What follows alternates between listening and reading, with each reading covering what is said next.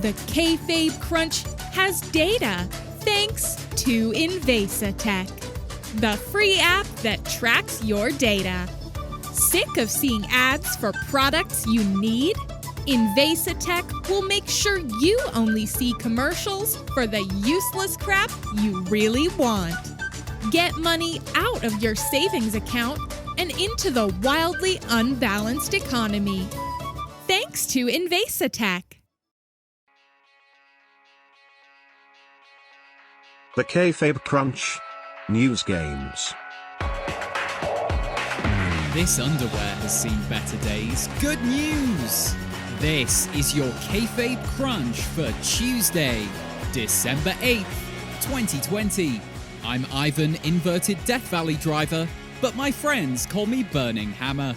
Coming up on today's edition, we have all the latest from Raw, plus we take a look at the history of the ladder in professional wrestling.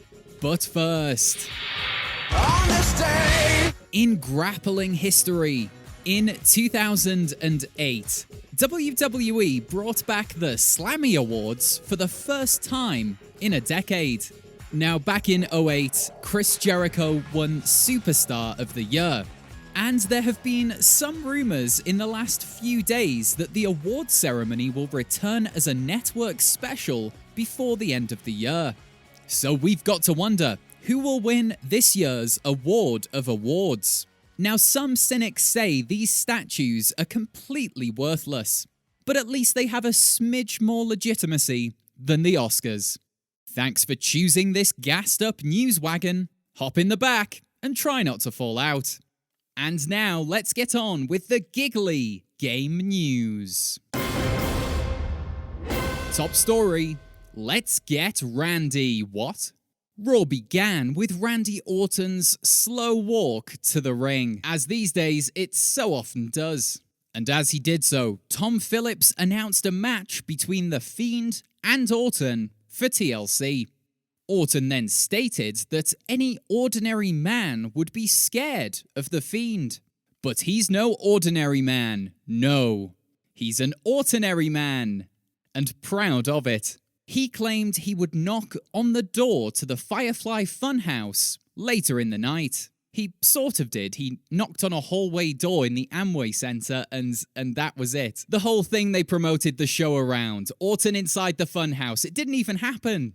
But if Orton won't come to the Funhouse will have to come to Orton. Funhouse Wyatt appeared on the Tron and stated that if Randy wanted to play games, they could play his favorite game. And that game is called Let's Get Randy. His first name being a synonym for horny? That's the joke there. Wyatt asked his puppets the same question. What will happen to Orton at TLC? None of them could give the correct answer, making it a poorly formatted game show. Stick to the children's entertainment, eh, Bray?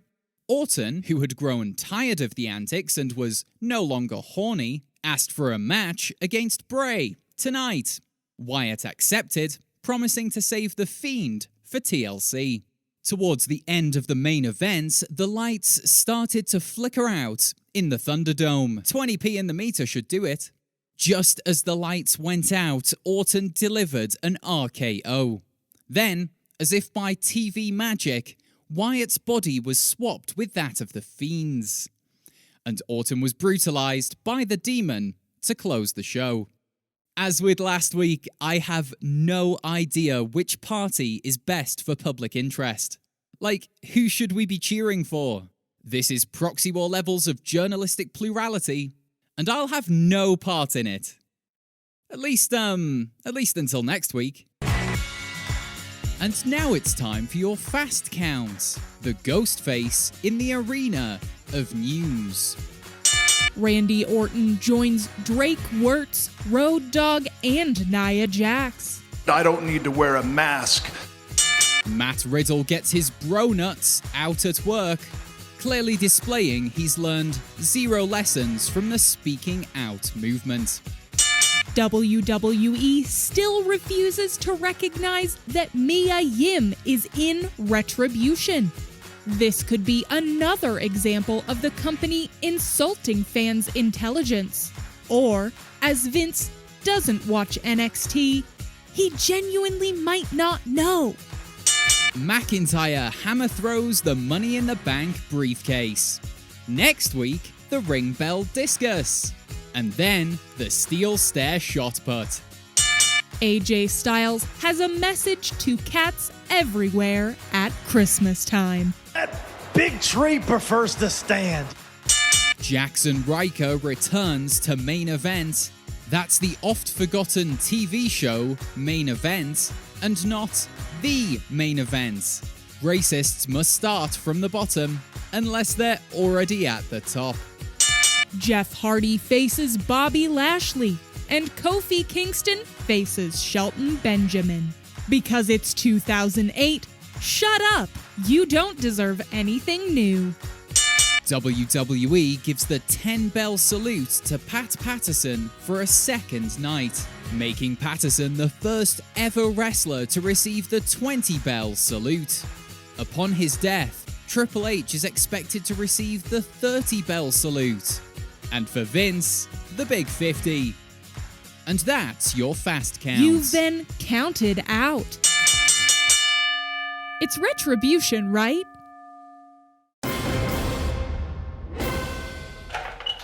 Step, extension, single pole, platform, multi-purpose, articulated, flexible, 6 foot, 8 foot, 12 foot, 15 foot, 20 foot, that's too tall. Ladders. They come in all shapes and sizes. Where would we be without our aluminium friends?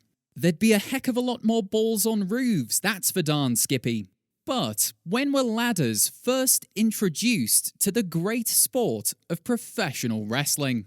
Come on, friend, climb down from that articulated 10-foot beauty and let's find out.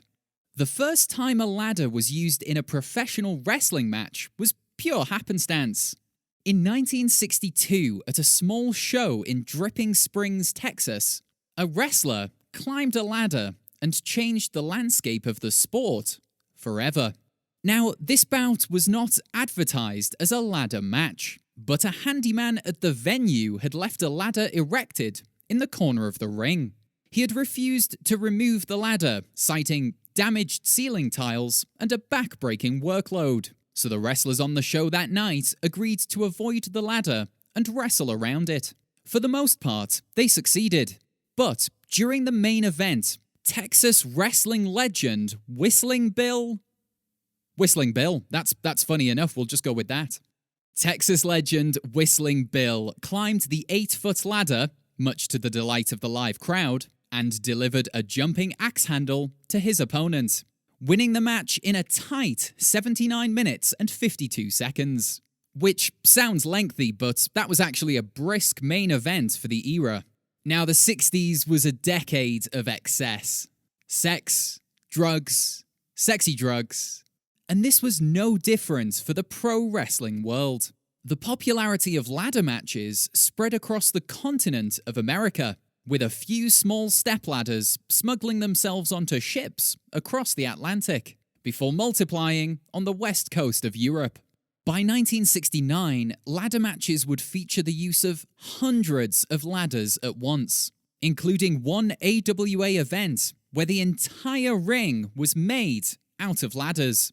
It was tough for the wrestlers to deliver basic moves, their feet simply slipping between the rungs.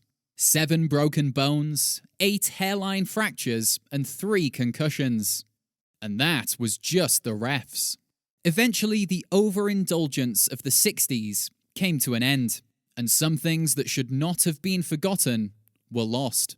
History became legend, legend became myth, and for 2.5 decades, ladders passed out of all knowledge. They were, of course, revived in the wacky 1990s by household names like Bret Hart, Shawn Michaels, and Razor Ramon. These 3 men were, at first, reluctant to bring back the dangerous household object. But all nerves were calmed when they were each presented with a fat sack of cash. And, well, you know the rest. Over the last 30 years, ladder matches have been a staple of professional wrestling, where each brand treats us to several per year. But what about the future? How does one innovate pure innovation? A cherry picker match? An industrial scaffold match? No, we must go higher. Okay, a crane match? A skywalk match? No, we demand more height. A hot air balloon match? Surely not a space shuttle match? Higher still, my child. Higher still. Okay, where then? Where can we go that's higher than a space shuttle? I'd be fascinated to learn. Please, enlighten us. To the moon! Whoa! And there's just time for a wrestling weather report. Let's just take a quick look out the window.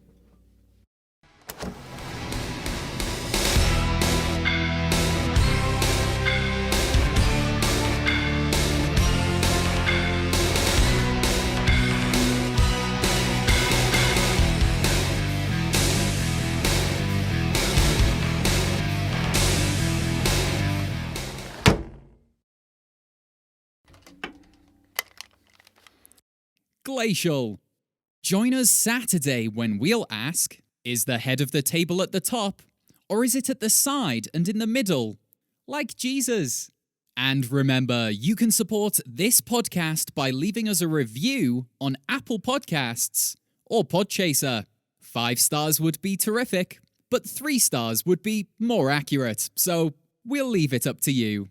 This has been the Kayfabe Crunch, your not quite daily, not quite news, bump for the world of professional wrestling. The Kayfabe Crunch has data, thanks to Invasatech.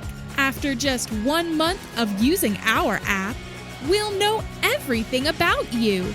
Your age, gender, hobbies and interests, family members' birthdays, newborns' eating habits, bathroom schedule, hidden fetishes, numerical cream intake, and your partner's girth. Your data is safe with us. Kinda. The Kayfabe Crunch.